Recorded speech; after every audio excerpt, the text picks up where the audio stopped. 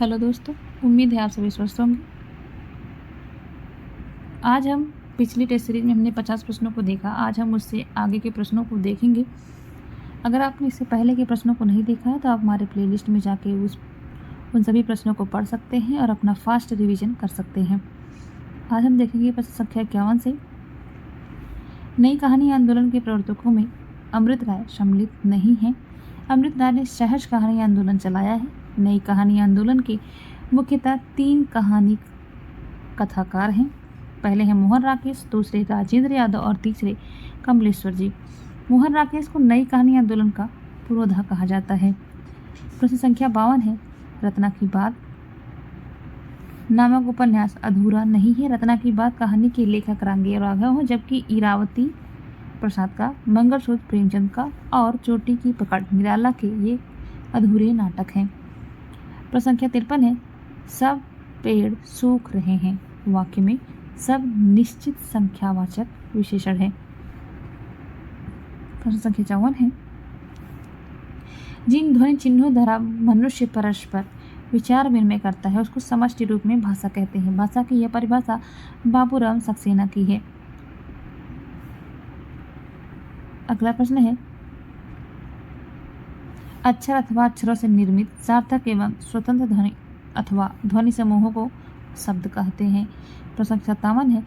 प्रेमचंद सामंत के मुंशी डॉक्टर धर्मवीर की आलोच्य कृति है। प्रश्न 58 है। पुरुष परीक्षा के रचनाकार विद्यापति जी हैं। प्रश्न 59 है। जिस वाक्य से किसी के होने का बोध होता है उसे विधिवाचक वाक्य कहते हैं। प्रश्न 60 है। पांडव शब्द में तद्धित प्रत्यय है। संज्ञा सर्वनाम विशेषण के अंत में लगने वाले प्रत्यय को तद्धित प्रत्यय कहते हैं।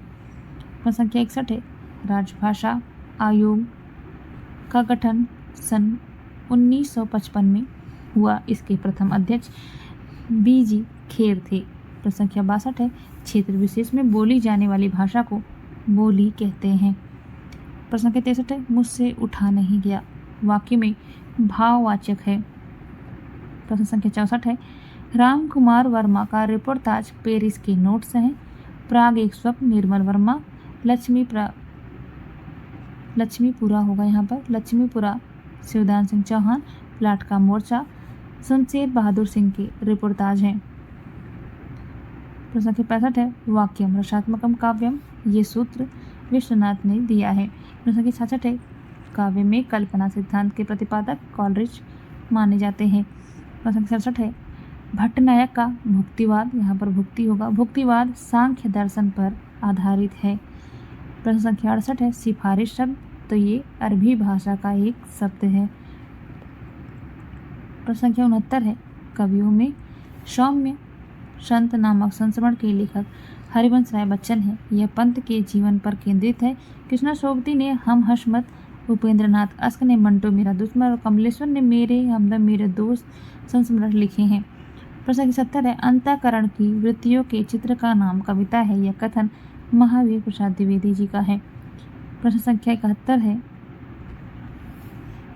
दो पंक्तियों के बीच काव्यकृति राजेश जोशी की है। इस पर इन्हें 2002 में साहित्य अकादमी पुरस्कार मिला है।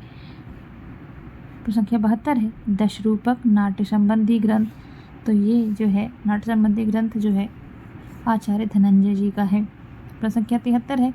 जहाँ उपमेय में उपमान की संभावना व्यक्त की जाए वहाँ पर कौन सा अलंकार होगा, तो वहाँ पर उत्प्रेक्षा अलंकार होता है। प्रश्न संख्या 74 है। बाढ़ न आती तो फसल अच्छी होती, यह एक संकेतवाचक वाक्य है। प्रश्न संख्या 75 है। छठवां दशक आलोचना विधा है। इसके लेखक विजय देव नारायण साहनी है, जबकि छठा दशक इनका काव्य संग्रह भी है। छठवां दशक आलोचना विधा और छठा दशक इनका काव्य संग्रह भी है। प्रश्न संख्या 76 है। भाव रस का अवयव नहीं है, जबकि विभाव अनुभव संचारी भाव रस के अवयव हैं। अगला है प्रश्न संख्या 77। आगे सोचने वाला के लिए एक शब्द अग्रगामी नहीं बल्कि अग्रसूची है। प्रश्न संख्या 78 है। ठंडा लोहा कविता संग्रह के रचनाकार, तो ठंडा लोहा कविता संग्रह के रचनाकार डॉक्टर धर्मवीर भारती जी हैं। अगला प्रश्न है प्रश्न संख्या 79। वक्रोक्ति सिद्धांत के प्रवर्तक तो इसके प्रवर्तक कुंतक माने जाते हैं। प्रश्न संख्या 80 है मन्नू भंडारी का वास्तविक नाम। तो मन्नू भंडारी का वास्तविक नाम महेंद्र कुमारी है। प्रश्न संख्या 81 है मीराबाई की उपासना। तो मीराबाई की उपासना माधुर्य भाव की थी। प्रश्न संख्या 82 है सुनंदा पत्नी कहानी की प्रमुख पात्र है। पत्नी कहानी के लेखक जैनेन्द्र जी हैं। प्रश्न संख्या 83 है बाल वयासंधि और किशोर मन का मनोवैज्ञानिक अंकन शेखर एक जीवनी नामक उपन्यास में हुआ है। शेखर एक जीवनी नामक उपन्यास के लेखक हैं अज्ञेय जी। प्रश्न संख्या 84 है यह कौन सा मनुष्य है जिसने प्रतापी राजा भोज को न सुना हो। यह मिश्र वाक्य का उदाहरण है। प्रश्न संख्या 85 है भारतेंद्र हरिश्चंद्र के नाटकों में भाड़ नाटक विशेष विषमौषधम है। एक पात्री नाटक को भाड़ कहा जाता है। प्रश्न संख्या 86 है प्रयोग के अनुसार सर्वनाम के 6 भेद होते हैं। पहला पुरुषवाचक सर्वनाम जिसमें मैं तुम और आप आते हैं। निजवाचक सर्वनाम में आप और निश्चयवाचक सर्वनाम में यह और वह और निश्चयवाचक सर्वनाम में कोई और कुछ। संबंधवाचक सर्वनाम में जो शो। प्रश्नवाचक सर्वनाम में कौन और क्या आता है। सर्वनाम के 6 भेद होते हैं और मुख्यतः सर्वनाम 11 होते हैं जैसे मैं तुम